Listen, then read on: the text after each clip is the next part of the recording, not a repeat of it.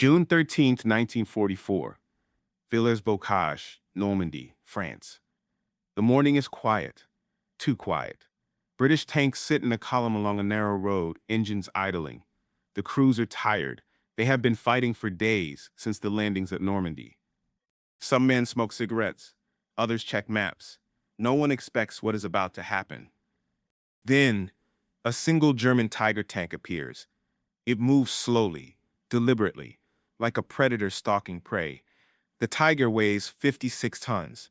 Its armor is nearly 4 inches thick at the front. Its 88-millimeter gun can punch through steel at ranges most Allied tankers cannot even see. And today, it is driven by one of the most dangerous tank commanders in the German army, Captain Michael Wittmann.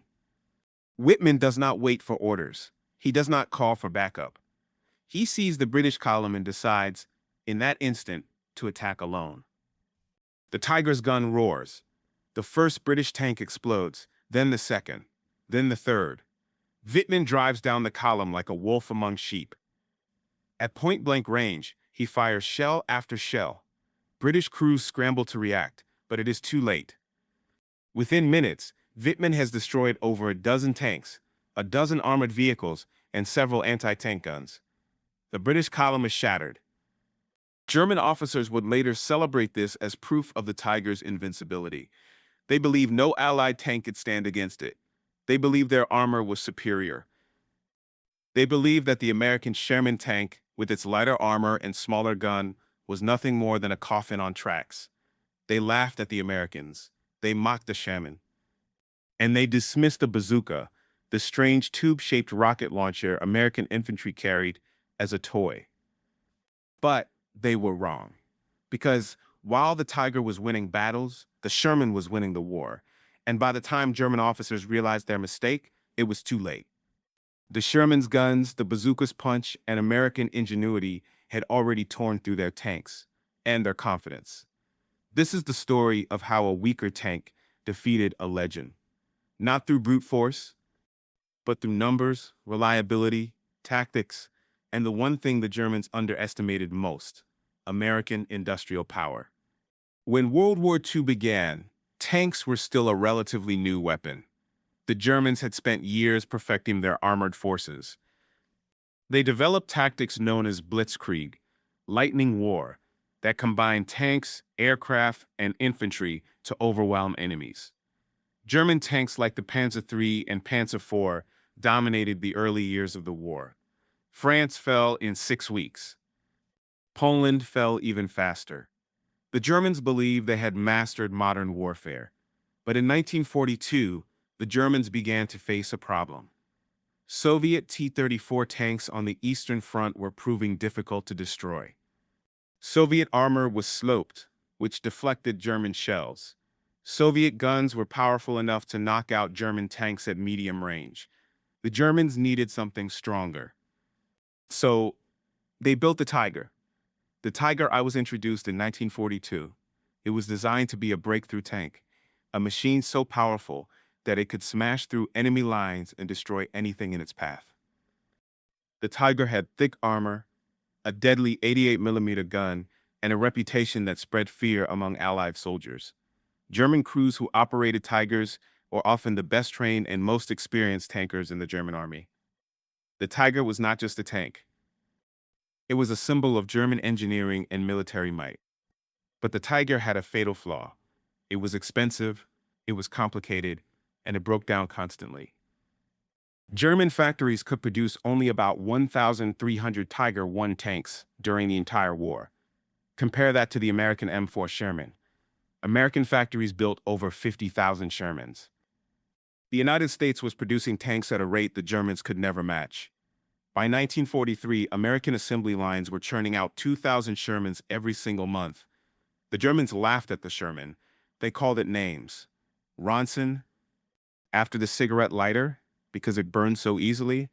Tommy Cooker, because British crews were roasted alive when hit. German tank crews joked that it took 5 Shermans to destroy one Tiger. And statistically, they were right. But what the Germans did not understand was that the Americans had 5 Shermans, and then 5 more, and then 50 more after that. The Sherman was not designed to be the best tank in the world. It was designed to be good enough and to be built fast. The Sherman was reliable, it could be repaired quickly, it could be transported across oceans, it could run on the same fuel as trucks and jeeps, which simplified logistics, and most importantly, it could be crewed by men with only a few months of training. The Tiger, by contrast, required constant maintenance. Its transmission failed regularly, its overlapping road wheels froze together in cold weather. It was so wide that it needed special tracks just to be transported by rail. And if a Tiger broke down near the front lines, it was often impossible to recover because it weighed so much. Many Tigers were destroyed not by enemy fire, but by their own crews. When a Tiger broke down and could not be moved, German tankers were ordered to blow it up to prevent it from being captured. American and British tank recovery teams, on the other hand, could tow a knocked-out Sherman back to a repair depot, fix it, and have it back in action within days. The Sherman's greatest advantage was not its armor or its gun. It was logistics. But German officers did not care about logistics. They cared about kill ratios, and the Tiger's kill ratio was extraordinary. Tiger battalions achieved kill-to-loss ratios as high as 13-1. Some German tank commanders became legends. Kurt Knispel, the highest-scoring tank commander in history, destroyed 168 enemy tanks. Otto Carius destroyed over 150 tanks and 132 anti-tank guns. And Michael Wittmann, the hero of Villers-Bocage, destroyed 138 tanks and 132 anti-tank guns.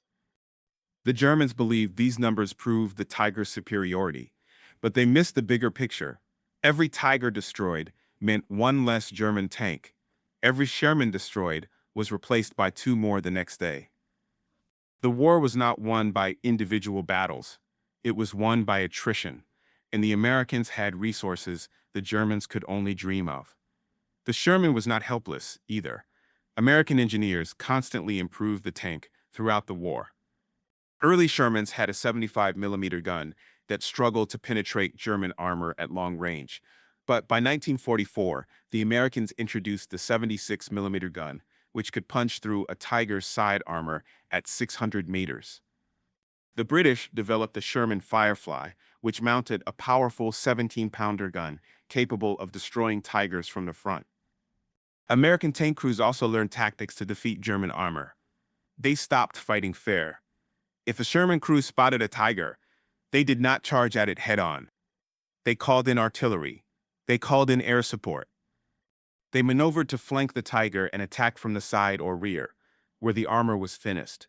German tanks were deadly from the front, but from the side they burned just like anything else.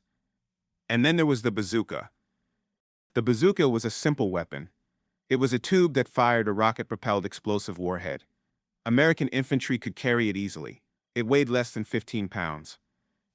And while it could not destroy a Tiger from the front, it could wreck the tracks, damage the engine, or penetrate the thinner armor on the sides and rear. German officers laughed when they first saw it. They thought it was crude, primitive, a desperate weapon for a desperate army. But American infantrymen loved it, and they used it to devastating effect. In the hedgerows of Normandy, where tanks often operated alone and without infantry support, bazookas became killers. American soldiers would hide in ditches and bushes, waiting for German tanks to pass. Then they would fire at the vulnerable rear or sides. A single bazooka shot could disable a tank. A second shot could set it on fire. German tank crews began to fear the bazooka. They called it the Panzerschreck, tank terror, when they developed their own version. But the damage was done. The weapon the Germans had mocked was costing them tanks they could not afford to lose. By the summer of 1944, the Germans were facing a crisis.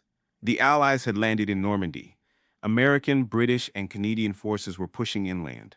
The Germans tried to stop them with armored counterattacks. They sent panzer divisions equipped with Tigers, Panthers, and Panzer IVs. But the Allies had overwhelming air superiority.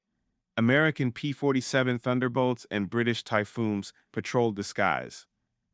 German tank columns were spotted from the air and bombed mercilessly. Tanks that survived the air attacks ran into walls of Shermans supported by artillery and infantry. The Germans won individual tank battles, but they lost the campaign. On August 8, 1944, Michael Wittmann, the hero of Villers-Bocage, was killed. His Tiger was hit by a Sherman Firefly of the 1st Northamptonshire Yeomanry. The shell tore through the turret. The Tiger exploded. Wittmann's body was never recovered. The man who had symbolized the Tiger's invincibility was dead, and the myth of the Tiger began to crumble. By late 1944, the Americans were advancing across France. German tank units were being ground down, supplies were running out, fuel was scarce, replacement tanks were few. And the Tigers that remained were breaking down faster than they could be repaired. In December 1944, the Germans launched one last desperate offensive, the Battle of the Bulge. They threw everything they had at the Americans, including dozens of Tigers and the new King Tiger, which was even heavier and more powerful than the original. The Germans hoped to break through the American lines and capture the port of Antwerp. For a few days, it looked like the offensive might succeed. American units were caught off guard. German tanks pushed deep into American territory. But then the weather cleared. American fighter bombers took to the skies. And the Sherman tanks, supported by artillery and infantry, held the line. The Battle of the Bulge was the largest and bloodiest battle fought by the United States in World War II. But the Americans won. German tank losses were catastrophic. Dozens of Tigers were destroyed or abandoned. Fuel shortages left German tanks stranded, and by January 1945, the offensive had failed. The Tiger had lost its aura of invincibility. But this story is not just about tanks. It is also about the men who fought in them. American tank crews knew their Shermans were not the best tanks on the battlefield. They knew that a Tiger could destroy them at ranges they could not fight back. They knew that German armor was thicker and German guns were more powerful. But they fought anyway. They used tactics, teamwork, and sheer determination to overcome their disadvantages. They trusted their training, they trusted their commanders, and they trusted the industrial might of the United States to keep sending reinforcements. German tank crews, by contrast, became increasingly demoralized. They saw their friends die. They saw their tanks break down. They saw American air power obliterate their columns. And they realized that no matter how many kills they achieved, it was never enough. The Americans just kept coming. By the spring of 1945, the war in Europe was over.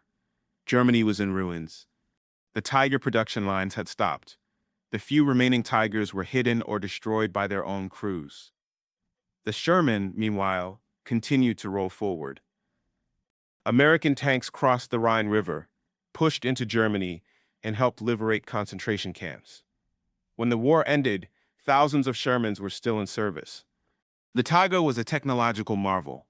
It was the most powerful tank of its time.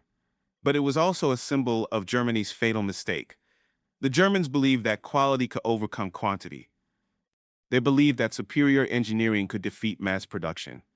They believed that a few elite units could hold off an entire army. They were wrong. The Sherman was not the best tank, but it was the tank that won. It won because it was reliable. It won because it was mass-produced. It won because American industry could build 10 Shermans for every one Tiger. And it won because American soldiers learned how to fight smart, not just hard. The Bazooka, too, played a crucial role. It gave infantry a weapon to fight back against tanks. It forced German armor to operate cautiously.